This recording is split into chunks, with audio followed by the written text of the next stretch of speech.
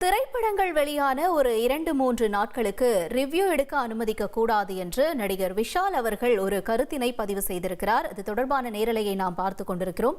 தொடர்ந்து நம்முடன் அடுத்தபடியாக திரைப்பட உரிமையாளர் சங்கத்தினுடைய திருப்பூர் சுப்பிரமணியம் சார் நம்மளுடைய இணைகிறார். அவரிடம் பேசலாம்.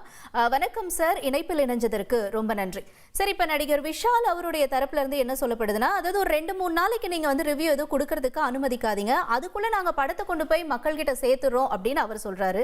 ஆனா இன்னொரு பக்கம் இது வசூல் ரீதியா பாதிக்குது அப்படிங்கிற ஒரு கருத்து முன்வைக்கப்படுது இல்லையா? இத பத்தி உங்களுடைய பார்வை என்ன சார்? இல்ல, இப்போ எனக்கு புரியல. அதாவது அவர் என்ன சொல்றாருன்னா, இவங்க சொல்லக்கூடிய ரிவ்யூ படத்தை சொல்றது கிடையாது. நீங்க படத்தை பத்தி சொல்லிட்டு இருந்தாங்க, இங்க பத்தி நாங்க யாரும் எதுவும் சொல்ல மாட்டோம். இவங்க அதை விட்டுறாங்க, தனி மனித தாக்குதல் பண்றாங்க. இவங்க ஒரு படத்தை பாத்தீங்கன்னா, இந்த படத்துக்கு போகாதீங்க, அங்க போனா காதெல்லாம் ரத்தம் வருது, அப்படி இப்படி இது தேவையில்லாத விமர்சனங்கள் பண்றாங்க. நீங்க விமர்சனம் பண்ணுங்க, விமர்சனத்தை நாங்க என்னைக்குமே வேண்டாம்னு சொல்ல முடியாது.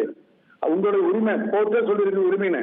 ஆனா அந்த உரிமை நீங்க அளவுக்கு அதிகமா நீங்க இது பண்றீங்க. என்ன பண்றீங்க அப்படின்னா, அந்த நடி அவன் அப்படி, இந்த நடி இப்படி, இதான் விமர்சனம். அந்த படத்தினுடைய நிறைவுகளை பற்றி சொன்னாங்கன்னா பரவாயில்ல. அதனாலதான் விஷால் சொல்லியிருக்காரு, இந்த மாதிரி நீங்க நாங்க 2 நாள் கொஞ்சம் அமைதியா இருங்க அப்படின்னு இருக்க. வேற ஒரு காரணம் கிடையாது.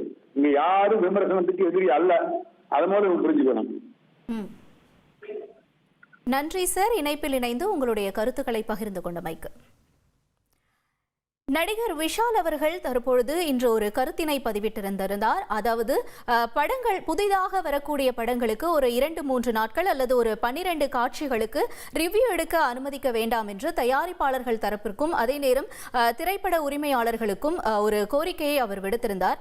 இந்த கருத்து இப்பொழுது பேசுபொருளாக இருக்கிறது. இது தொடர்பாக நம்முடன் சினிமா பத்திரிகையாளர்களும் திரைப்பட உரிமையாளர் சங்கத்தினர் சேர்ந்தவர்களும் அவர்களுடைய கருத்துக்களை நம்முடன் பகிர்ந்து கொண்டார்கள்.